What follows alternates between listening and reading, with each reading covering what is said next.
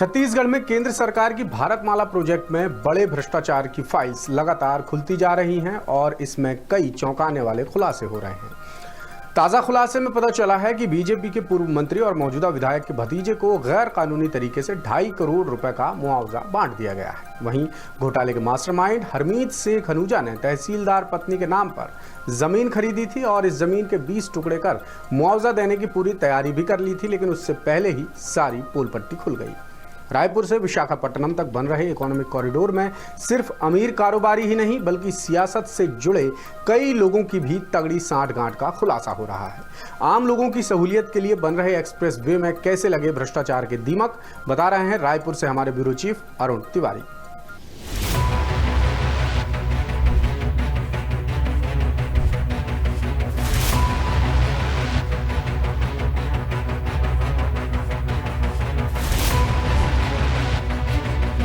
छत्तीसगढ़ की राजधानी रायपुर से आंध्र प्रदेश के सबसे बड़े शहरों में शुमार विशाखापट्टनम तक बन रहे इकोनॉमिक कॉरिडोर में जमकर भ्रष्टाचार हुआ है, जिसका खुलासा परत दर परत दासूत्र करता आया है। केंद्र सरकार की भारतमाला परियोजना में सियासतदारों के करीबियों और रिश्तेदारों को भी करोड़ों रुपयों का मुआवजा बांटा गया है, जिन पर राजस्व अधिकारियों ने भी खूब मेहरबानी की है। अफसरों ने एक जमीन के 8 टुकड़े कर 2 लोगों को 5 करोड़ रुपए से ज्यादा का मुआवजा दे दिया। बीजेपी के पूर्व मंत्री और मौजूदा विधायक के रिश्तेदार भूपेंद्र चंद्राकर को करीब 2.5 करोड़ रुपए दिए गए। भूपेंद्र चंद्राकर को 3 टुकड़ों का मुआवजा मिल चुका है, लेकिन एक प्लॉट के मुआवजे में पेंच फंस गया।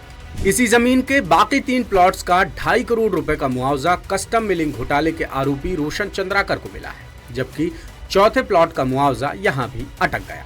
बीजेपी के पूर्व मंत्री के रिश्तेदार भूपेंद्र चंद्राकर और रोशन चंद्राकर को जिन जमीनों का मुआवजा मिला है, उनकी पूरी डिटेल्स खसरा नंबर के साथ दासूत्र के पास उपलब्ध है, जिसके मुताबिक खसरा नंबर 1259 पर भूपेंद्र चंद्राकर को 75,80,461, 95,95,520 और 95,95,698 रुपए का मुआवजा मिला है।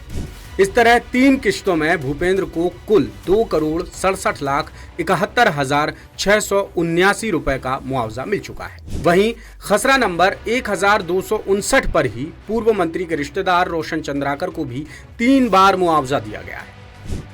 95,95,520, 84,68,046 और 95,95,520 रुपए।